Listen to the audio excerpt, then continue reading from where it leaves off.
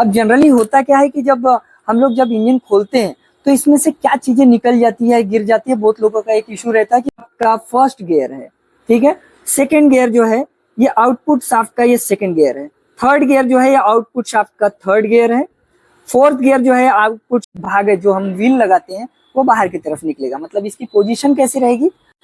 तो फ्रेंड्स ये जो क्लच बॉक्स के अंदर निकल गया ये है इनपुट शाफ्ट, और ये जो बाहर की तरफ निकल रहा है चेन व्हील की तरफ में ये है आउटपुट शाफ्ट। अब इसकी ये जो दो पिन्स है जो अंदर जाती है, इस पिन को हम लोग कहते हैं ये पिन को जो बोलते हैं shaft gear shift fork output.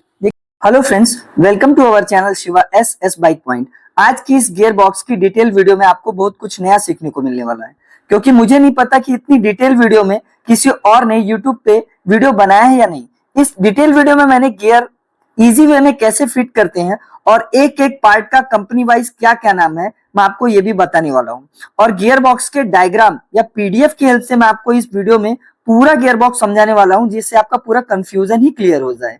Gear box का जो डिटेल मैं आपको बताने जा रहा हूं वो KTM 200, RS 200 और NS 200 में सेम होता है। जी हाँ फ्रेंड्स, आपने सही सुना है कि गियर बॉक्स तीनों में सेम होता है और इसका फिटिंग करने का तरीका भी सेम होता है। तो अगर आपने मेरे चैनल को अभी तक सब्सक्राइब नहीं किया है तो प्लीज सब्सक्राइब कर लीजिए, बेल आइकन को दबाकर नोटिफिकेशन को ऑल कर लीजिए और वीडियो को लाइक और शेयर करना ना भूलिए। और कमेंट करके जरूर बताइएगा कि ये वीडियो आपको कैसी लगी और कुछ नया सीखने को मिला या नहीं। तो आइए मैं कोशिश करूंगा कि आपको इस वीडियो में पूरी जानकारी दे सकूं, ताकि आपको इसके बाद दूसरी कोई वीडियो देखने की जरूरत ही ना पड़े। ये वीडियो डिटेल में बनाई गई है तो थोड़ी लंबी जरूर लगेगी, लेकिन इसका एक एक वीडियो आपके डिटेल काम का है। तो प्लीज आप इसे स्किप मत करिएगा, नहीं तो पूरा शायद जो मैं समझाने वाला हूं वो आपको पूरी तरह से समझ में ना आए। तो चलिए इस वीडियो को स्टार्ट करते हैं। तो फ्रेंड्स, मैंने आपको पूरी तरह से एक्सप्लेन करने के लिए इंजन का पूरा चेम्बर हटा दिया है और यहाँ पे केवल और केवल आउटपुट शाफ्ट और इनपुट शाफ्ट को मैंने रखा है। अब जनरली होता क्या है कि जब हम लोग जब इंजन खोलते हैं तो इसमें से क्या चीजें निकल जाती है, गिर जाती है। बहुत लोगों का एक इशू रहता है कि बड़ा गियर बॉक्स खोलने के बाद या बड़ी जो अपनी स्पोर्ट बाइक की गियर को खोलने के बाद वापस इंस्टॉल नहीं कर सकते। फ्रेंड्स, ये बहुत ही इजी है, बड़े गाड़ियों के अंदर में और इजी होता है। जितनी छोटी गाड़ियों में ये क्रिटिकल रहता है, कॉम्प्लिकेटेड रहता है, ये बड़ी गाड़ियों में और इजी होता है। मैं बताता हूँ कैसे। ये निकलेगा यहाँ से, ठीक है। देखिए ये जो पोर्शन था ये ऐसे फिट होगा। अगर आप सोचेंगे कि ये वाला पोर्शन ऐसे फिट हो जाए तो नहीं फिट होगा, क्योंकि आप देख सकते हैं कि यहाँ जो है ये पोर्शन उठा हुआ है, इसके स्लॉट में बैठा ही नहीं है। ये पोर्शन, ये स्लॉट जो है इसके स्लॉट में बैठा ही नहीं है। तो आपको जब भी ये फिट होगा, ये देखिए ये इसी पोर्शन में फिट होगा। आप देख सकते हैं कि इसके स्लॉट में इजीली फिट हो गया है। तो ये पहला एक हो गया। उसके बाद में आप देख सकते हैं कि ये बुश फिट होगा, यहाँ का जो बुश है ये बुश फिट होगा। लास्ट में ये जो गियर है ये गियर अभी फिट होगा यहाँ पे। इसका जो अंदर वाला भाग है, जो गड्ढे वाला भाग है बोल सकते हैं, वो अंदर की तरफ आएगा। और लास्ट जो इसका सिम्स है ये इसके ऊपर आएगा। अब देख लीजिए इजिली कि मैंने आपको बताया इसमें गिरने वाली तो कोई चीज ही नहीं थी। तो निकलेगा तो क्या निकलेगा, ये जो गियर है ये निकल जाएगा और ऊपर का गियर। तो मैंने आपको इसको स्टेप्स बता ही दिया कि इसको कैसे करना है। आउटपुट शाफ्ट को कंप्लीट कर देने के बाद में रह गया इनपुट शाफ्ट। इनपुट शाफ्ट के अंदर में जो गिरने वाला पोर्शन था वो भी मैंने निकाल के आपके सामने रख दिया है। पहले आपको एक सिम्स है जो कि लॉक सिम्स टाइप का है। ये देखिए शाफ्ट के अंदर से इजिली अंदर की तरफ चला गया। उसके बाद में ये गियर है। ये गियर में कंफ्यूज होने वाली कोई बात ही नहीं कि ऐसे लगेगी कि ऐसे, क्योंकि इसमें ये जो स्लॉट्स दिए हैं तो स्लॉट्स यहाँ पे तो टच नहीं होगा। ये इसी जो ग्रूव्स बने हैं, ये जो गाले बने हैं, इसके अंदर ही ये जाएगा। तो ये जो गियर है ये आपको अंदर की तरफ ही रखना है। अब रह गया ये जो गियर, आप ध्यान में रखिए कि ये जो हल्का सा अंदर की तरफ दबा वाला भाग है, ठीक है, इसको आपको अंदर की तरफ रख देना है। और जो स्ट्रेट वाला भाग है इसको ऊपर की तरफ रखना है। अब लास्ट बचा सिम्स को आपको ऊपर की तरफ डाल देना है। अब आप ही देख लीजिए कि इसमें भी कुछ ऐसा चीज नहीं था कि जो आप निकल जाने के बाद में डरने वाली बात हो या हम इसको लगा नहीं पाएंगे। तो यहाँ पे ये चीज क्लियर है। चलिए मैं आपको अब बता देता हूँ कि इसमें कौन कौन से गियर है और इनके प्लेस क्या होती है और इन गियर्स को क्या कहा जाता है, इसके नंबर्स को। तो आइए मैं गियर्स के नंबर बता देता हूँ कि कौन सा नंबर का गियर होता है। फ्रेंड्स, मेरी एक छोटी सी कोशिश है आप सबको पूरा गियर बॉक्स समझाने के लिए। तो अगर अच्छी लगी हो तो प्लीज लाइक कर दीजिएगा वीडियो, क्योंकि फर्स्ट टाइम मैं ऐसा ट्राई कर रहा हूँ। तो ये जो गियर बॉक्स है, मैंने एक गियर बॉक्स यहाँ पे मैंने इसका एक डायग्राम बना दिया है। शायद आपको समझ पाएगा कि ये मैं इससे थोड़ा सा इसको कंपेयर कर रहा हूँ दोनों को। देखिए ये जो शाफ्ट है इसको आउटपुट शाफ्ट बोलते हैं और ये इनपुट शाफ्ट है। ठीक है। तो ये जो आउटपुट शाफ्ट है, यहाँ पे चेन का व्हील लगा रहता है या चेन का जो अपना जो पोर्शन है ये है, तो हम इसको पकड़ लेंगे, ये बाहर का पोर्शन है। और ये जो है ये क्लच बॉक्स में अंदर जा रहा है, इसलिए इनपुट का पोर्शन है, तो ये इनपुट की तरफ अंदर का पोर्शन है। तो हम ये चेक करेंगे कि गियर्स कैसे रहते हैं। तो सबसे पहले मैं आपको बता दूं कि गियर को इजी समझने के लिए बस अपन इतना समझ सकते हैं कि जो सबसे बड़ा गियर रहता है वो पहला गियर होता है, उसके बाद जो उससे छोटा गियर दिखता है वो सेकंड, उससे छोटा गियर जो दिखता है वो थर्ड, उससे जो थोड़ा सा छोटा वो फोर्थ, उससे जो थोड़ा सेकंड फिफ्थ, उससे जो लास्ट का सबसे छोटा है वो सिक्स्थ गियर। तो इसमें भी मैं आपको यही एक्सप्लेन करके समझाऊंगा जो कि आपके ये डायग्राम में मैंने समझाया है, तो आप इसको भी देख सकते हैं। तो जो फर्स्ट गियर आप में कंपेयर कर सकते हैं, बिल्कुल वैसे ही रखा हूँ जैसे शाफ्ट ये रखा हुआ है, ये दोनों वैसे ही मैंने इसको रख दिया है, आप इजीली देख सकते हैं। तो फर्स्ट गियर जो सबसे बड़ा गियर है ये आउटपुट शाफ्ट का फर्स्ट गियर है, ठीक है। सेकेंड गियर जो है ये आउटपुट शाफ्ट का ये सेकेंड गियर है। थर्ड गियर जो है ये आउटपुट शाफ्ट का थर्ड गियर है। फोर्थ गियर जो है आउटपुट शाफ्ट का ये फोर्थ गियर है। फिफ्थ गियर जो है ये वाला है, फिफ्थ गियर जो आउटपुट शाफ्ट का फिफ्थ गियर है, ठीक है। ये ऊपर नीचे होता है, देख लीजिए इसको। और सिक्स्थ वाला गियर जो सबसे लास्ट है वो ये वाला है, ठीक है। ये जो लास्ट वाला ये बचा है ये सिक्स्थ गियर। ये तो हो गया आउटपुट शाफ्ट का, मैं समझा सका हूँ अगर आपको। तो ये हो गया आउटपुट शाफ्ट का। ये हो गया इनपुट शाफ्ट। अब इनपुट शाफ्ट में देखिए बिल्कुल अपोजिट रहता है गियर, बस इसको मैचिंग करते हैं। जो फर्स्ट गियर था उसका ये फर्स्ट गियर ड्राइव हो जाएगा, ये फर्स्ट गियर यहाँ पे हो जाएगा, आप देख सकते हैं। यहाँ पे मैं आपको दिखा देता हूँ थोड़ा सा ऊपर करके। ये जो है शाफ्ट के अंदर ये बिल्ड रहता है, ये घूमता नहीं है, तो ये इसको अगर हम पकड़ लेंगे तो ये फर्स्ट गियर हो गया, ठीक है। उसके बाद जो सेकंड गियर है ये देखिए, क्योंकि इसका फर्स्ट गियर से ये फर्स्ट गियर है, तो इसके सेकंड गियर से ये देखिए ये सेकंड गियर हो गया, ठीक है। ये सेकंड गियर हो गया। अब आपका जो थर्ड गियर ये था उसके मैचिंग में थर्ड गियर है यहाँ पे, और फोर्थ गियर ये जो था उसके अपोजिट में बिल्कुल ये फोर्थ गियर है। अब ये जो इसको कहते हैं, इसको third and fourth gear drive बोल सकते हैं, क्योंकि ये अटैच रहता है। तो ये थर्ड गियर नीचे की तरफ में आ जाता है, इससे अटैच होगा, और ये फोर्थ गियर जो है ऊपर, ये थर्ड और फोर्थ गियर ड्राइव बोल सकते हैं इसको। थर्ड और फोर्थ गियर हो जाने के बाद में अब बचा है हमारा फिफ्थ गियर। ये जो देख रहे हैं आप, ये जो गियर ये है हमारा फिफ्थ गियर, क्योंकि इससे बिल्कुल अटैच है। और जो लास्ट जो सिक्स्थ गियर है वो है हमारा ये वाला सिक्स्थ गियर। ये देख लीजिए, ये वाला जो मैं घुमा रहा हूँ ये सिक्स्थ गियर है। तो मुझे लग रहा है कि मैंने शाफ्ट को बताने के तरीके से तो क्लियर किया है। अगर आपको कुछ नहीं समझ में आ रहा होगा तो आप ये डायग्राम का स्क्रीनशॉट ले लीजिए, क्योंकि इससे आपको इजीली समझ में आ जाएगा। और मैंने वही पैटर्न में वही पोजीशन में रखा है ताकि आपको समझ में आ जाए। तो चलिए अब आगे के पोर्शन की तरफ चलते हैं, अगर आपको ये समझ में आ गया हो तो। फ्रेंड्स, अभी गियर पूरे जो आउटपुट और इनपुट शाफ्ट को अंदर की तरफ इंस्टॉल करना है चेम्बर में। तो देख लीजिए इसकी पोर्शन क्या रहेगी। ये जो शाफ्ट रहेगा वो क्लच बॉक्स की तरफ जाएगा, और ये जो आउटपुट शाफ्ट का जो भाग है जो हम व्हील लगाते हैं वो बाहर की तरफ निकलेगा। मतलब इसकी पोजीशन कैसी रहेगी आप देख लीजिए, ये ऐसी पोजीशन, ठीक है। तो अब हम इसको इसी पोजीशन पे अंदर की तरफ लेंगे।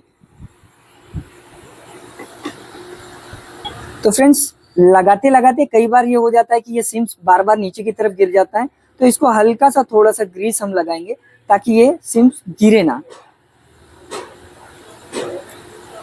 हल्का सा ग्रीस अप्लाई कर देंगे इसके ऊपर में ताकि ये गिरे ना, ठीक है ना। अब देखिए ये गिरेगा नहीं, और इसको लगाने का वही तरीका था जैसे मैंने बताया। अभी इसको अंदर की तरफ में लगा देना है।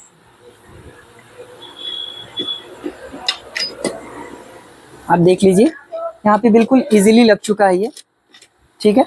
अब हम इसका जो गियर ड्रम है उसको अभी लगाएंगे इसके अंदर में। फ्रेंड्स, गियर ड्रम को लगाने से पहले हमने इसका थोड़ा सा लुब्रिकेशन करना है, क्योंकि इसकी स्लॉट में जो गियर फोक्स रहते हैं, जो नाल रहते हैं, या आप ये कह सकते हैं कि ये जो नाल रहती है, ये इसकी पिन यहाँ पे चलती है, तो यहाँ भी लुब्रिकेशन होना बहुत जरूरी है, नहीं तो ये लटकते हैं तो हार्ड गिरते हैं गियर। तो पहले से थोड़ा लुब्रिकेट कर लीजिए, उसके बाद ही आगे बढ़ेंगे। तो यहाँ पे हर एक स्लॉट में थोड़ा थोड़ा सा लुब्रिकेशन आपको करना है ऑयल लेके। ये कुछ इस तरह से हो जाएगा। फ्रेंड्स, आप सिंथेटिक ऑयल ही यूज करें, जो कि सबसे बेस्ट रहेगा स्पोर्ट्स बाइक के लिए। तो हम लोग सिंथेटिक ऑयल ही यूज करते हैं। तो देख लीजिए ड्रम पूरी तरह से तैयार हो गया है, लुब्रिकेट हो गया। अब हमारा जो गियर है उसको भी लुब्रिकेट करना है इसको फिट करने से पहले। तो आइए लुब्रिकेट कर लेते हैं उसको भी।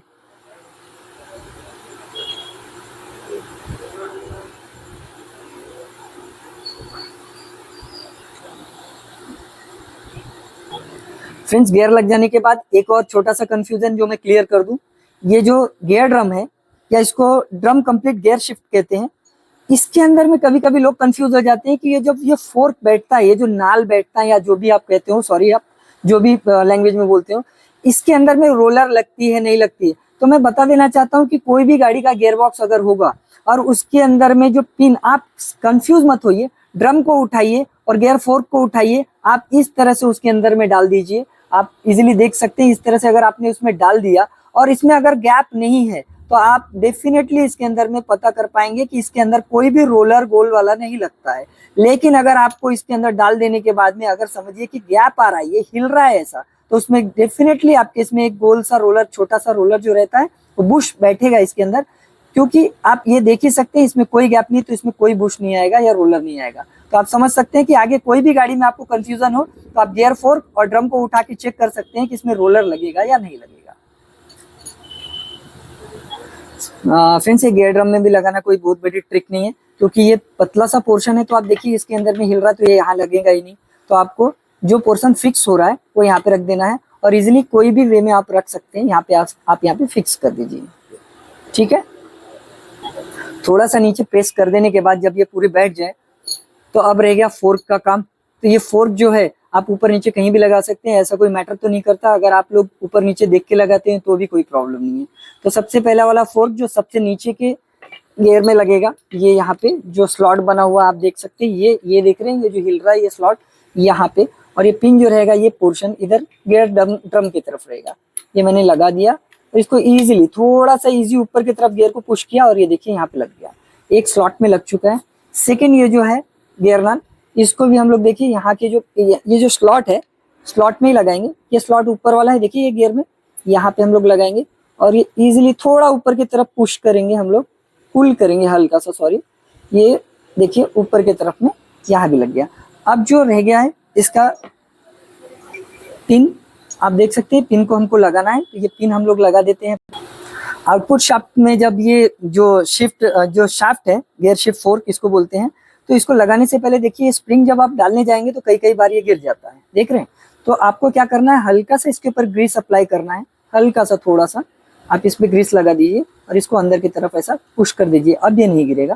तो इसको इजीली हम लोगों को थोड़ा सा ऑयल का हल्का सा लगाना है, जो कि हर पार्ट पे आपको ऑयल थोड़ा थोड़ा अप्लाई करते हुए चलना ही है, ताकि कहीं भी लुब्रिकेशन की कमी ना हो गाड़ी स्टार्ट होने से पहले। तो इसको धीरे से हम लोग नीचे की तरफ लेके जा रहे हैं और ये बिल्कुल इजीली देखिए यहाँ पे फिट हो गया। अब ये ऊपर की स्प्रिंग के गिरने के कोई चांसेस नहीं है, इसलिए ग्रीस लगाने की कोई जरूरत नहीं है। तो इसको हम ऐसे ही रखेंगे, ठीक है।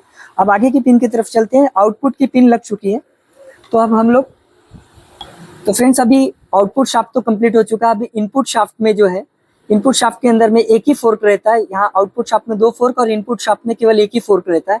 इसका भी पिन देखिए ड्रम के तरफ ही रहेगा, ये पोर्शन पलटाने की जरूरत ही नहीं है। तो ये जो नीचे का स्लॉट है, देखिए आप ध्यान से देख सकते हैं, ये जो हिल रहा है, ये जो 3rd and 4th drive, gear drive जो बोलते हैं, इसके अंदर में ये फोर्क, फ्रेंड्स ये गियर फोर्क लगाते समय हल्की से मेरे हाथ से मिस्टेक हो गई थी, जो कि स्लॉट को ऊपर लगाना था, मैंने नीचे लगा दिया था। तो आप ध्यान से ऊपर की ओर ही लगाएं। मैंने तभी सुधार लिया था ऊपर की ओर करके, आप इस गलती को ना करें। के बाद में इसकी पिन को इजीली, जैसे आपने इजीली छोड़ दिया ना, ये अपने आप ही जाके लग जाएगा। ये देखिए, इसमें कोई मेहनत करने की ज्यादा जरूरत नहीं पड़ी। तो आप देख सकते हैं कि ये पूरा यहाँ पे कंप्लीट हो गया गियर बॉक्स। अब इसको हम लोग चला के देखते हैं कि किस तरह से कौन सी पोजीशन पे है। फ्रेंड्स, इसको पूरे पोर्शन को एक बार मैं पूरी तरह से समझा देना चाहता हूँ कि एक्चुअली इन सब के टेक्निकली नेम्स क्या है, नाम क्या है। कई बार क्या होता है कि हमको कोई चीजें जब शॉप से या एजेंसी से, शोरूम से जब खरीदना पड़ता है तो इनको एक्चुअली बोलते क्या है, ये मैं आपको समझा देना चाहता हूँ। तो ये देखिए, ये है क्रैंक की असेंबली, इसको टोटल क्रैंक असेंबली बोलते हैं। इसको याद रखिए, जब भी आप इसको इंस्टॉल करते हैं, जब भी आप इसको फिट करते हैं, तो इसके 2 बोल्ट्स को एक बार जरूर हाथ मार लीजिए, इसको टाइट कर लीजिए, इसको टॉर्क कर लीजिए, कंफर्म करने के लिए एक बार जरूर कीजिएगा। ये है क्रैंक असेंबली। सेकेंड ये है, इसको बोलते हैं बैलेंसर असेंबली, याद रखिए इसको कहते हैं बैलेंसर असेंबली। थर्ड वन मैंने इसको बताया था, ये इसका टेक्निकली नेम है ड्रम कंप्लीट गियर शिफ्ट, ठीक है, जिसको हम लोग ड्रम कहते हैं, ठीक है। इसका नाम लेंगे अगर, तो ये, तो फ्रेंड्स ये जो क्लच बॉक्स के अंदर निकल गया ये है इनपुट शाफ्ट, और ये जो बाहर की तरफ निकल रहा है चेन व्हील की तरफ में, ये है आउटपुट शाफ्ट। अब इसकी ये जो 2 पिन्स है जो अंदर जाती है, इस पिन को हम लोग कहते हैं ये पिन को जो बोलते हैं shaft gear shift fork output. देखिए नाम बहुत लंबा है, लेकिन करना क्या है, कभी कभी ये चीजें जब नहीं मिलती है तो आपको पता भी नहीं चलेगा कि इसका नाम क्या बोलते हैं, और शोरूम या एजेंसी आपको 10 बार पूछता है कि आपका इसका जो टेक्निकली नेम है, जो मेंशन किया रहता है मैनुअल में, वो नाम बताइए। तो आप सुन लीजिए इसका नाम क्या है, shaft gear shift fork output, ठीक है। और इसको कहते हैं shaft gear shift fork, only shaft gear shift fork, ठीक है। तो इतना पोर्शन आपको समझ में आ गया। अब रह गया ये जो स्प्रिंग, इस स्प्रिंग को कहते हैं कॉम्प्रेशन स्प्रिंग। दोनों जो स्प्रिंग लगी हुई है इसको कहते हैं कॉम्प्रेशन स्प्रिंग। तो फ्रेंड, जो गियर नाल जो ड्रम में लगी रहती है, उसके आउटपुट वाले दो नाल को फोर्थ गियर शिफ्ट आउटपुट कहते हैं, और इनलेट वाली एक नाल को फोर्थ गियर शिफ्ट इनपुट कहते हैं। तो फ्रेंड्स, अगर आपको इस इंजन के फिटिंग की पूरी डिटेल वीडियो चाहिए तो आप मेरे चैनल पे जाकर इसे देख सकते हैं। तो मिलते हैं आगे ऐसे ही किसी टेक्निकल वीडियोस के साथ। तब तक मेरे चैनल को लाइक, शेयर एंड सब्सक्राइब करना ना भूले।